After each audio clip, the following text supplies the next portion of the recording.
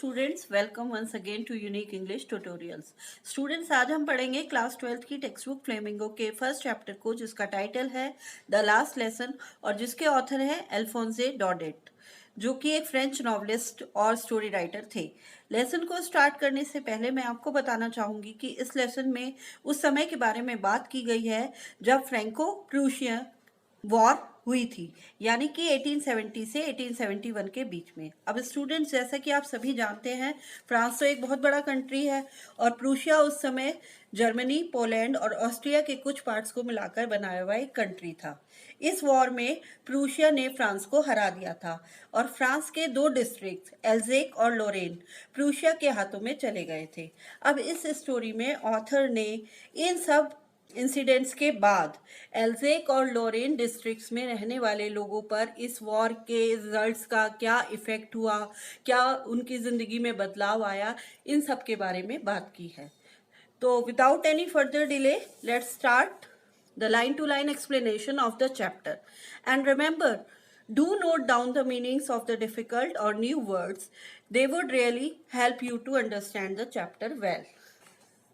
I started for school very late that morning and was in great dread of a scolding, especially because M. Hamel had said that he would question us on participles.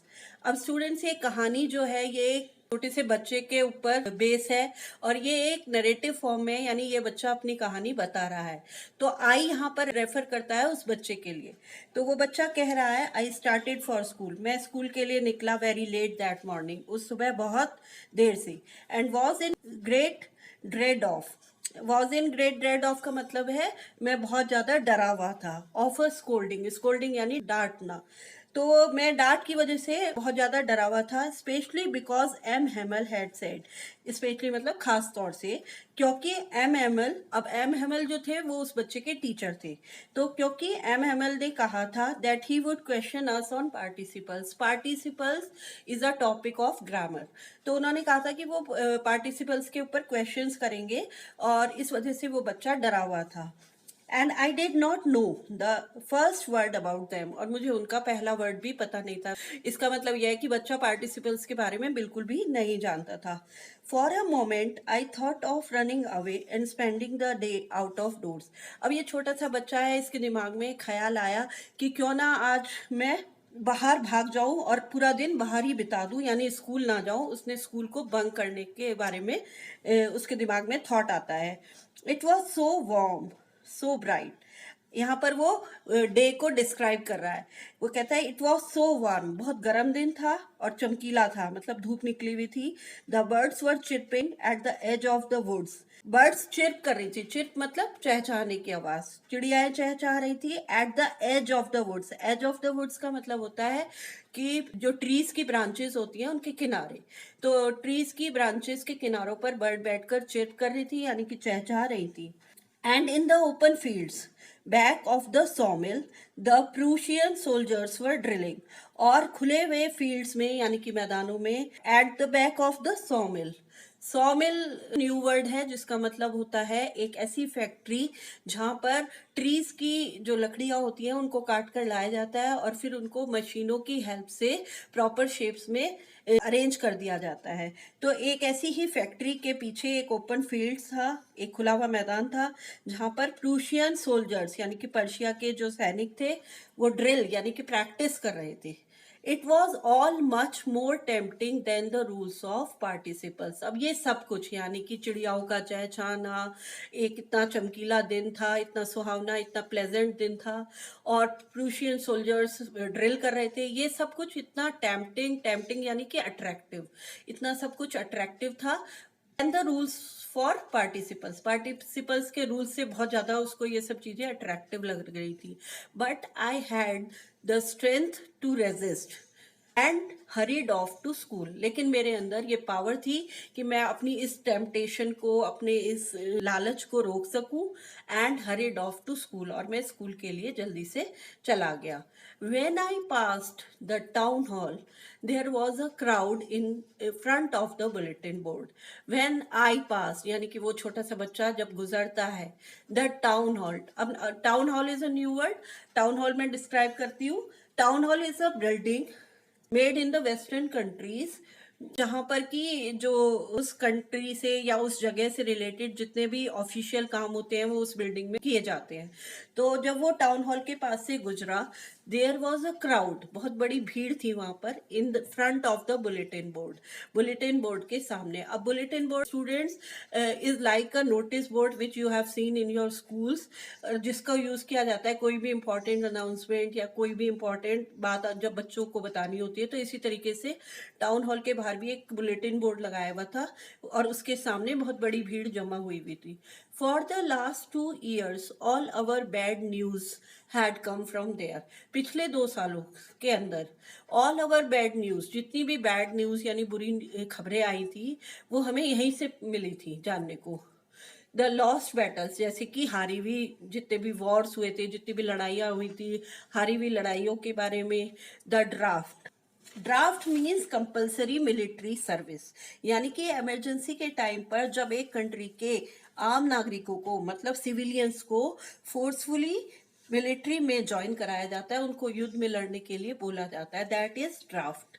तो उसके बारे में the orders of the commanding officers, यानी कि orders of commanding officers का मतलब है उस जगह की गवर्नर या रूल करने वाले ऑफिसर्स के ऑर्डर्स को। तो ये सारी भी जितनी भी न्यूज थी ये सब हमें उस टाउन हॉल के बुलेटिन बोर्ड से ही मिलती थी। And I thought to myself, और मैंने अपने आप से सोचा, विदाउट स्टॉपिंग, बिना रुके हुए, what can be the matter now, अरे अब क्या बात हो गई। Then, as I hurried by as fast as I could go, the blacksmith washer, who was there with his apprentice reading the bulletin, called after me, "Don't go so fast, bub.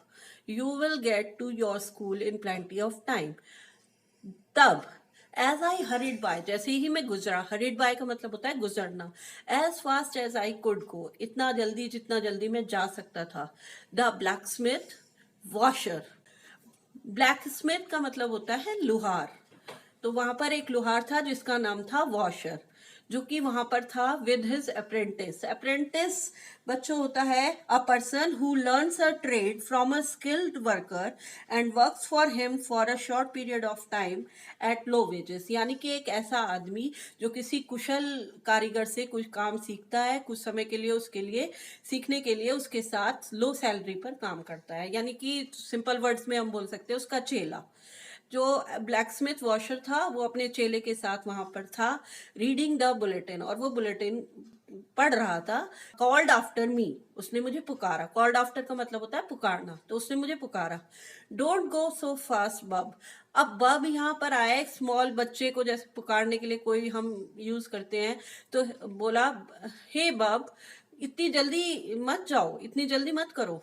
You will get to your school in plenty of time, तो अपने school पहुंचने के लिए भरपूर समय मिलेगा, बहुत समय है अभी, इतनी जल्दी जल्दी मत भागो। I thought he was making fun of me, मैंने सोचा he was making fun of me, कि वो मेरा मजाक बना रहा है। And reached M Hamel's little garden all out of breath, और मैं पहुंच गया एम हेमिल के छोटे से गार्डन में, ऑल आउट ऑफ ब्रेथ, हाफता हुआ। ऑल आउट ऑफ ब्रेथ का मतलब है हाफता हुआ। Usually when school began there was a great bustle which could be heard out in the street, usually मतलब आमतौर पर। when school begin, जब स्कूल शुरू होता था, there was a great bustle, bustle यहाँ पर वर्ड यूज हुआ है जिसका मतलब है शोर शराबा, तो बहुत ज्यादा शोर शराबा होता था। which could be heard, जिसको सुना जा सकता था out in the street, गली में भी, गली में ही पता चल जाता था कि स्कूल शुरू हो चुका है। the opening and closing of desks, lessons repeated in unison, very loud, with our hands over our ears to understand better, and the teacher's great ruler rapping on the table. अब क्या क्या शोर शराबा होता था इनके बारे में यहाँ पर वो बच्चा बताता है। सबसे पहली आवाज तो होती थी the opening and closing of desks, इसका मतलब है कि जब सुबह सुबह बच्चे स्कूल में जाते हैं, अपने क्लासरूम में एंटर होते हैं, तो वो अपनी जगह पर पहुंचकर डेस्क और बेंचेस को सेटल करते हैं अपने अकॉर्डिंग बैठने के लिए, तो वो opening and closing of desks. Lessons repeated in unison, अब लेसन्स रिपीटेड इन यूनिसन का मतलब होता है, ये एक प्रिपोजिशनल फ्रेज है जिसका मतलब होता है the action of speaking the lesson simultaneously, मतलब एक साथ मिलकर लेसन्स को जोर जोर से रिपीट करना। तो लेसन्स जोर जोर से बोले जाने की आवाज होती थी, जो कि बहुत तेज होती थी, very loud, with our hands over our ears to understand better.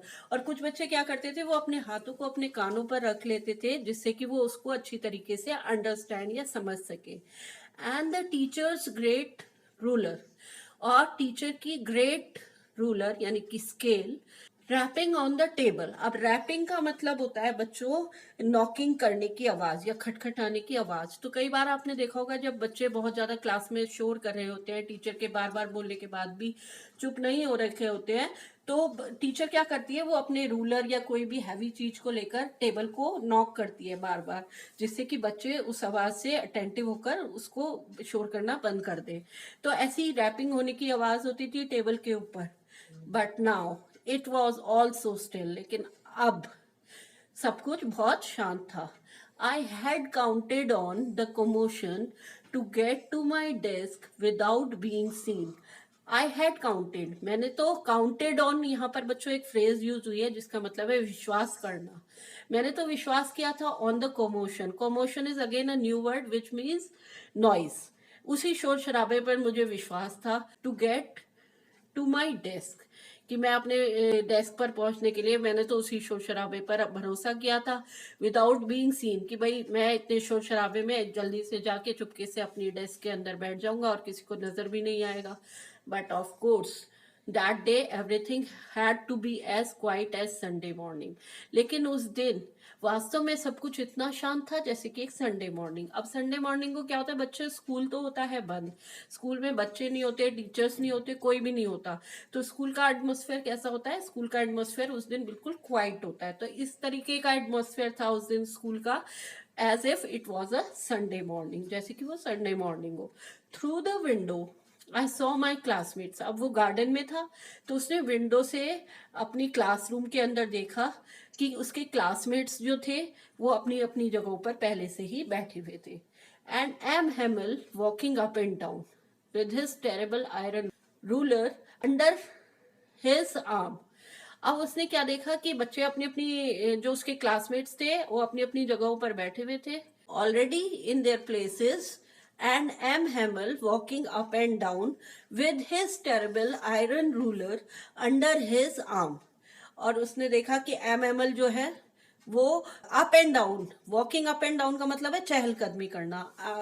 M ML जो थे वो चहलकदमी कर रहे थे with his terrible iron ruler, अपनी भयानक, टेरेबल यहाँ पर इसलिए बोला है क्योंकि अक्सर जो टीचर जो है जिस स्केल का या जिस छड़ी का इस्तेमाल करते हैं मारने के लिए, उससे बच्चों को बहुत डर लगता है। तो यहाँ पर उसने, वो बच्चा भी अपने टीचर एम हेमल की उस स्केल से डरता था, तो इसलिए यहाँ पर उसने उसके लिए टेरेबल एडजेक्टिव को यूज किया है। तो वो उस टेरेबल लोहे की जो उसकी स्केल थी उसने अपने हाथों में पकड़ी हुई थी। I had to open the door and go in before everybody, इसलिए मुझे क्या करना पड़ा, I had to open the door, मुझे दरवाजा खोलना पड़ा, एंड गो इन, और अंदर जाना पड़ा, बिफोर एवरीबडी। बिफोर एवरीबडी का बच्चों यहाँ पर मतलब है सभी के सामने। उसने सोचा था कि शोर शराबा होगा, मैं चुपके से सबकी नजर बचाकर अपनी डेस्क के अंदर चुपचाप जाकर बैठ जाऊंगा और किसी को कुछ पता नहीं चलेगा। लेकिन क्योंकि बहुत ज्यादा शांति थी तो इसलिए उसको दरवाजा खोलना पड़ा और सभी की नजरों के सामने से होते हुए जाना पड़ा। You can imagine how I blushed and how frightened I was.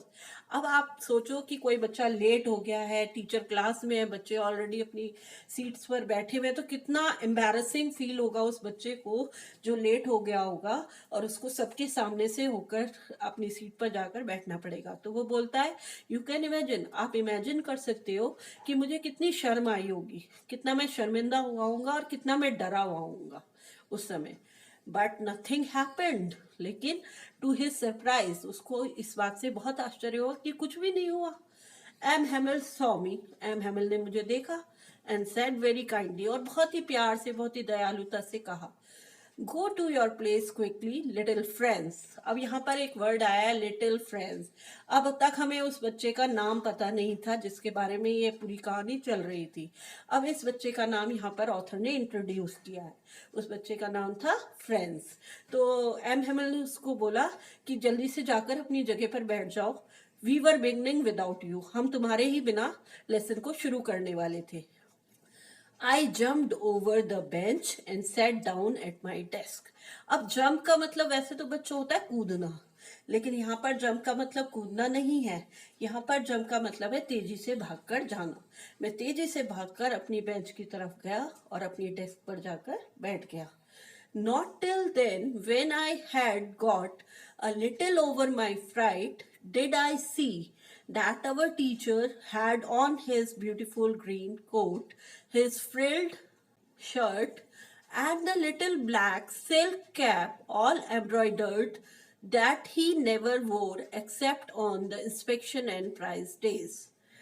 अब देखो, frilled shirt is a kind of shirt which was in fashion in the olden days. और वो एक ऐसी तरीके की शर्ट होती थी जिसके ऊपर झालर लगाई जाती थी। तो एक ऐसी ही एक उन्होंने शर्ट पहनी हुई थी, and the little black silk cap, और एक छोटी सी काले रंग की टोपी पहनी हुई थी जिस पर की कढ़ाई हुई हुई थी। That he never wore except on inspection and prize days, जो कि वो कभी भी नहीं पहनते थे except on inspection and prize days. केवल खास दिनों पर उनको पहना जाता था, जबकि वो इंस्पेक्शन डेज होते थे। इंस्पेक्शन का मतलब होता है बच्चों कि जब कभी कभी स्कूल्स में चेकिंग होती है या फिर कोई अवार्ड फंक्शंस वगैरह होते थे, तो केवल उन्हीं दिनों पर वो इस ड्रेस को पहना करते थे। Besides the whole school seemed so strange and solemn. और इसके अलावा एक तो ये बात बहुत इंपॉर्टेंट, बच्चों बोर्ड के एग्जाम्स में क्वेश्चन से रिलेटेड बहुत आता है कि describe M Hamel's dress on that day, on that special day, कि क्या उस स्पेशल डे पर क्या क्या पहना हुआ था। तो ये आप आसानी से, अगर आप इन लाइंस को समझ गए होंगे तो आप आसानी से इसको आंसर कर सकते हैं। इसके अलावा ये भी पूछा जाता है बोर्ड एग्जाम में कि इसके अलावा और क्या स्ट्रेस था जो उस दिन फ्रेंड्स को लगा वहां पर। तो इसके आगे की लाइंस में ये बताया जाएगा, the whole school seemed so strange and solemn. इसके अलावा सारा स्कूल जो था वो बहुत ही ज्यादा अजीब लग रहा था, बहुत ज्यादा शांत लग रहा था। But the thing that surprise me most, लेकिन वो बात जिसने मुझे सबसे ज्यादा सरप्राइज किया वो थी, was to see on the back benches that were always empty the village people sitting quietly like ourselves. अब जो चीज सबसे ज्यादा फ्रेंड्स को सरप्राइज हुई देखकर वो ये थी कि जो क्लास की बैक बेंचेस यानी पीछे वाली सीट्स थी, पीछे वाली बेंचेस थी जो अक्सर खाली रहती थी, उन पर कोई बैठा हुआ नहीं होता था। उस दिन उन बेंचेस पर गांव के कुछ लोग बहुत ही शांति के साथ, जैसे कि हम लोग क्लास में बैठते हैं, जैसे कि स्टूडेंट क्लास में शांति से बैठते हैं, ऐसे ही वो गांव के जो लोग थे वो उन बेंचेस पर बहुत शांति के साथ बैठे हुए थे। अब आगे की लाइंस में जो लोग थे उनके बारे में डिस्क्राइब किया है। यहाँ पर बच्चे ने बताया है कि कौन कौन बैठे हुए थे। Old Hauser with his three-cornered hat, the former mayor, the former postmaster, and several other besides. तो अब यहाँ पर कुछ लोगों के बारे में बताया जो वहां पर बैठे हुए थे। तो सबसे पहले तो थे बूढ़े Hauser. Hauser is a caste, एक कास्ट है। With his three cornered hat, उनके तीन कोनों वाली हैट के साथ। द फॉर्मर मेयर, फॉर्मर मतलब होता है बच्चों पुराना, तो पुराने मेयर बैठे हुए थे, पुराने पोस्टमास्टर बैठे हुए थे, एंड सेवरल अदर्स बिसाइड, और इसके अलावा और भी लोग बैठे हुए थे वहां पर। एवरीबडी लुक्ड सैड, हर कोई दुखी लग रहा था। And Hauser had brought an old primer thumbed at the edges. अब हॉसर लाया हुआ था एंड ओल्ड प्राइमर। अब बच्चों प्राइमर का मतलब होता है एक बुक, एक ऐसी बुक जिसमें कि किसी भी सब्जेक्ट के बारे में बहुत बेसिक बातें बताई गई होती हैं। और इसका यूज जो है वो लोग करते हैं जो सब्जेक्ट को शुरुआती तौर से, यानी कि शुरू से, बिल्कुल शुरू से सीखना चालू करते हैं या शुरू करते हैं, वो उस बुक का यूज करते हैं। तो ऐसी एक बुक जो थी वो हॉसर लाया हुआ था। Thumbed at the edges. अब थम्ड एट द एजेस का मतलब है, एजेस का मतलब होता है किनारे, थम्ड एट द एजेस का मतलब है कि जो कि मुड़ी हुई तुड़ी थी। जैसे कई बार हम किसी बुक को बहुत ज्यादा पढ़ते हैं तो उसके जो एजेस होते हैं वो मुड़ जाते हैं, यानी कि किनारों से मुड़ी तुड़ी हो जाती है।